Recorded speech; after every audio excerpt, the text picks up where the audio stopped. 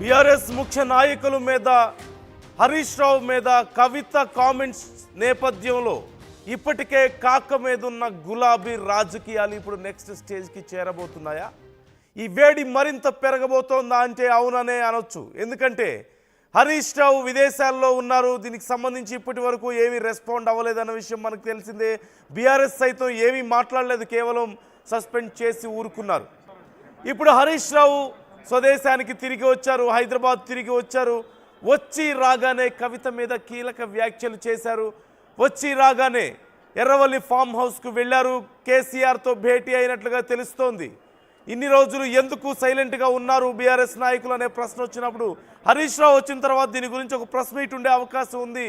ఖచ్చితంగా కీలక వ్యాఖ్యలు ఉండబోతున్నాయి, సమాధానాలు ఉండబోతున్నాయి కవిత వ్యాఖ్యలకు అంటూ అందరూ అనుకుంటున్నారు. ఈ నేపథ్యంలో ఇప్పుడు ఏం జరగబోతోంది? కవిత కామెంట్స్పై ఇప్పటికే హరీష్ రావు రియాక్ట్ అయ్యారు. తెలంగాణ ద్రోహుల నుంచి రాష్ట్రాన్ని కాపాడుకుంటామన్నారు. కవిత సొంతంగా తనపై ఆరోపణలు చేయలేదని కొందరు నాయకులు, పార్టీలు చేసిన ఆరోపణలే కవిత కూడా చేశారంటున్నారు. కవితకు నేనేంటో తెలుసు అంటున్నారు.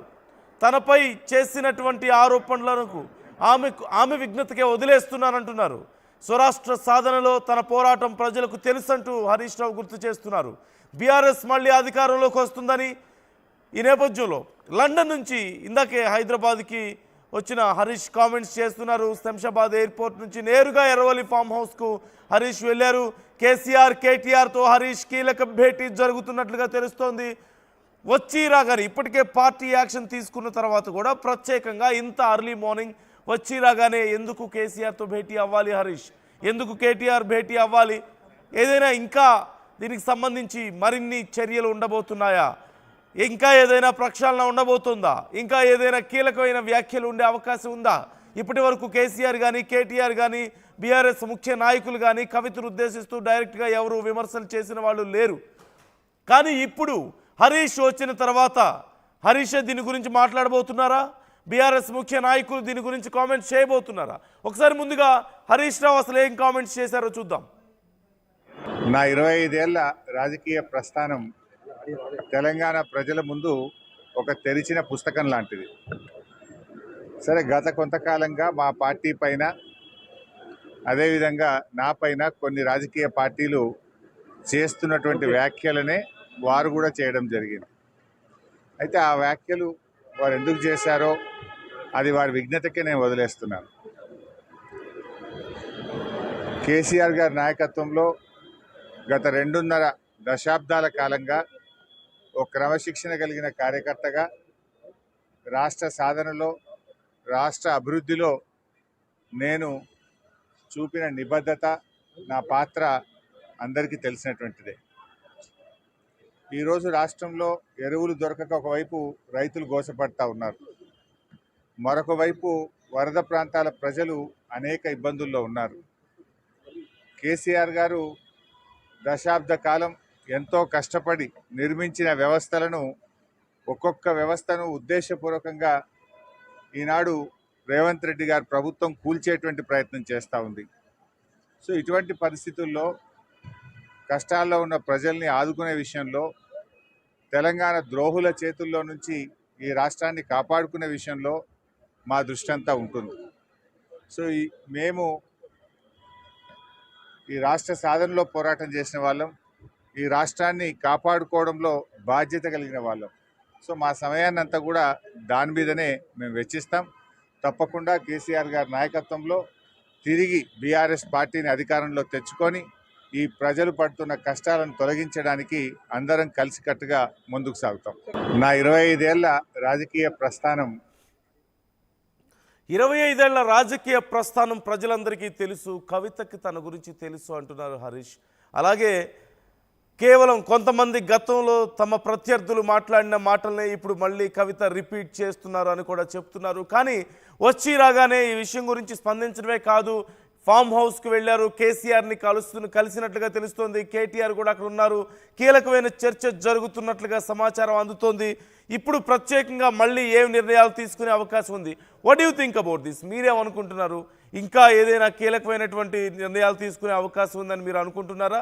నెక్స్ట్ స్టెప్ బీఆర్ఎస్ నుంచి ఈసారి ఉండబోతోందా? కవిత ఎన్నిసార్లు వ్యాఖ్యలు చేసినా బీఆర్ఎస్ కీలక నాయకులు కేసీఆర్ కానీ కేటీఆర్ కానీ హరీష్ కానీ మరే ఇతర కీలక నాయకులు కవితను ఉద్దేశిస్తూ డైరెక్ట్గా ఎప్పుడు విమర్శించిన పరిస్థితి కానీ కొంచెం హార్ష్గా మాట్లాడినటువంటి రియాక్ట్ అయినటువంటి పరిస్థితి కానీ ఎక్కడ కనిపించలేదు. కానీ ఇప్పుడు ఈ భేటీ ఇంత అర్లీ మార్నింగ్, ఈ భేటీకి కారణం ఏంటి? వచ్చి రాగానే ఇంత అత్యవసర భేటీలో ఏం చర్చిస్తున్నారు? ఇప్పటికే యాక్షన్ తీసుకున్నారు కదా పార్టీ నుంచి, అయినా మరొకసారి ఇంత ఎమర్జెన్సీ భేటీకి కారణం ఏమై ఉండొచ్చు? ఇంకా యాక్షన్ ఏదైనా ఉండబోతుందా? అంటే రియాక్షన్ ఉండబోతుందా? కవిత వ్యాఖ్యలకు బీఆర్ఎస్ నుంచి ఈసారి హరీష్ని ముఖ్యంగా టార్గెట్ చేసిన నేపథ్యంలో బీఆర్ఎస్ నుంచి ఈసారి ఒక స్ట్రాటజిక్ రెస్పాన్స్ ఉండబోతోందా? అంటే హరీష్ రావుని సపరేట్ చేస్తూ కేటీఆర్ని కేసీఆర్ని మాత్రం తన వాళ్ళుగా చెప్తూ మిగతా వాళ్ళని కాదని దొంగలుగా చిత్రీకరిస్తూ కవిత వ్యాఖ్యలు చేసిన నేపథ్యంలో, దొంగలు అంటూ చేసినటువంటి వ్యాఖ్యల నేపథ్యంలో మరి ఈసారి బీఆర్ఎస్ నుంచి ఎలాంటి రెస్పాన్స్ ఉండబోతోంది? ఒక స్ట్రాటజిక్ ఖచ్చితంగా వ్యూహం ఏదో ఉండబోతోంది అనేది మాత్రం క్లియర్గా తెలుస్తోంది. ఈ నేపథ్యంలో ఒక స్ట్రాటజిక్ మూవ్ ఉండబోతోంది అంటూ తెలుస్తోంది. ఖచ్చితంగా ఒక ప్రెస్ మీట్ ఉండే అవకాశం ఉందంటూ సమాచారం అందుతోంది.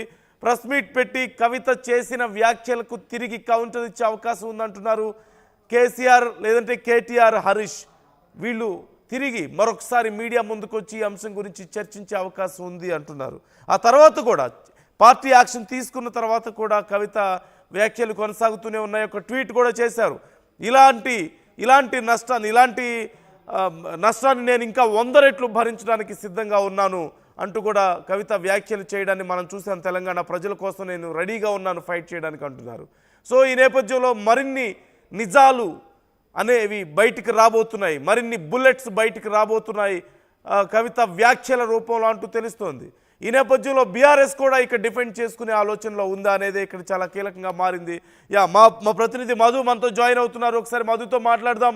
మధు, వచ్చి రాగానే హరీష్ దీని గురించి రియాక్ట్ అయ్యారు. హార్ష్గా రియాక్ట్ అవ్వకపోయినప్పటికీ కూడా నా గురించి ప్రజలకు తెలుసు, కవిత చేసినటువంటి వ్యాఖ్యలు ఇప్పటికే కొంతమంది ప్రత్యర్థుల నుంచి వచ్చినవే, కొత్తవేం కాదు అని చెప్పి మాట్లాడుతున్నారు. సో వచ్చి రాగానే కేసీఆర్తో భేటీ అయినట్లుగా తెలుస్తుంది. ఈ అత్యవసర భేటీని ఎలా చూడాలి? ఇంకా ఇప్పటి నుంచి హరీష్ రాకతో స్ట్రాటజిక్ మూవ్స్ ఉండబోతున్నాయా బీఆర్ఎస్ నుంచి? బీఆర్ఎస్ కూడా ఇక్కడ డిఫెండ్ చేసుకునే ప్రయత్నం చేసే అవకాశం ఉందా? What you say?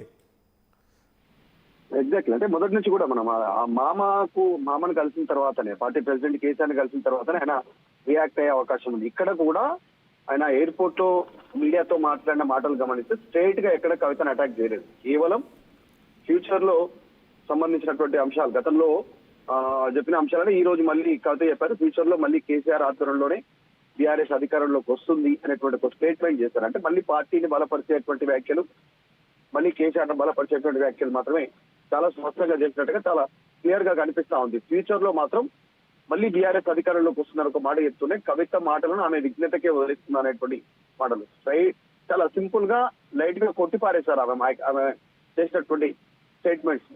మాట్లాడుతున్నటువంటి సందర్భంలో తెలంగాణ ప్రజల ముందు నా జీవితం అంతా తెచ్చినటువంటి పుస్తకం, 25 సంవత్సరాలు ఒక నిబద్ధత కలిగినటువంటి కార్యకర్తగా మెలిగాను అనేటువంటి స్టేట్మెంట్ చేశారు. దీంట్లో మా పార్టీ పైన, కొంతమంది పైన గతంలో వ్యాఖ్యలు చేశారు, ఇప్పుడు చేస్తున్నారు.